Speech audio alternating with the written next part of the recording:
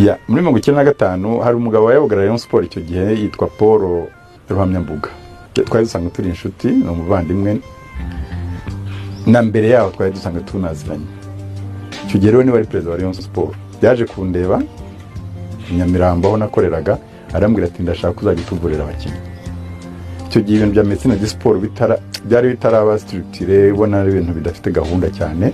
Nanjye ubwanjye binsaba gutyo, ariko nkumva ntazi icyo nzakora n'uburyo nzabikoramo. Nuko ariko ndamwemerera.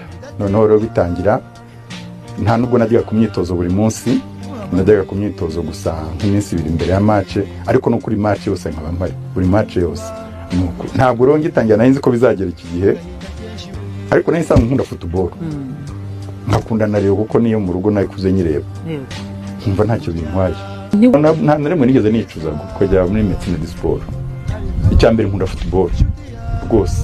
Nukuvuga ngo na Paul Ruhamyambuga ndokrita namubwiye nta kibazo mfite nzabikora. Kuko nubundi aho kujya ngo mbe nicaye muri stade ndeye umupira, reka njye nicaye kuri bench. Hafi yaho ukinirwa. Hafi yaho ukinirwa murebe nawegereye. Hari muri zindi avantage icyo gihe ntunishyura match. Ntabwo bishyura ukaza ukicara kandi mwanatsinda ukabona agaprime. Ngo bashaka kuntu abantu bagiye bambonamo ubureo kurenza ikindi kintu, kurenza umuprofessionnel. Uzigeze uza uramubwira uti genda gutya kugira ngo bizagufashe kugera kuri ibi ngibi? Cyane ndabibabwira rwose, ndabibabwira nkiriya nama yo gutanga prime bayitangiye muri VCA. Kugenda na envelope iri yagiye nibuka ko ari igihe wagiye nyiha abayobozi benshi ba Rayon Sport. Ntabwira ntibari abahungu bari mu kibuga. Icyabiteraga ni ukubera ko hari igihe prime yatindaga, kandi bagomba guhita bakina undi mukino, kandi mu minsi 3 wenda mufite indi match cyangwa mu cyumweru kimwe, none bakajya gukina match ya kabiri ya prime ya mbere batsinze batarayibona. Abayobozi benshi nagiye mbaha inama nkabwira nti aba bahungu muzana envelope ya kaki muhe team manager, match irangira ajya muri VCR abaha prime yabo bayitahane. Ntubabwire ngo mu cyumweru gitaha, ariko bakinye hagati mu kibuga ubu tubona itandukaniro. Tujyayo twitera bine iwayo kugaruka byari ibiro bikomeye. His Excellency yaratwakiriye, twagiye mu rugwiro yaratwakiriye aradushima ati mwakoze umurimo ukomeye. Muri Rayon Sport ryo ku Nyanza ifite ibibazo bikomeye. Yego, ifite ibibazo bikomeye cyane ku buryo yigume Kigali sinzi uko byari kugenda.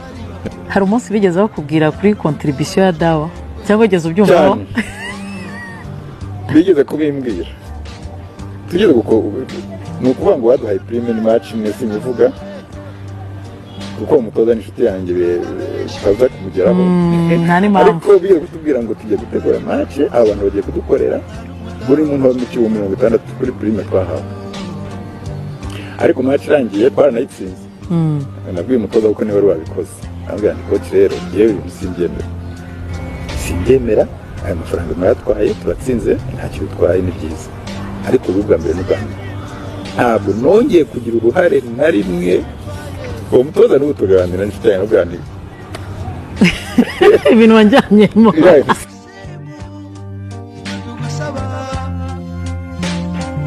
Dusabire kwa Nyagasani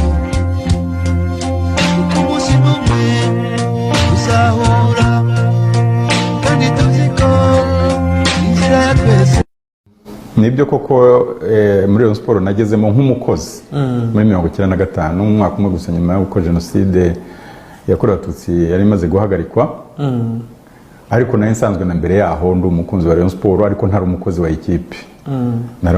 Nayikundaga ndeba mu mipira ku mastade n'iki.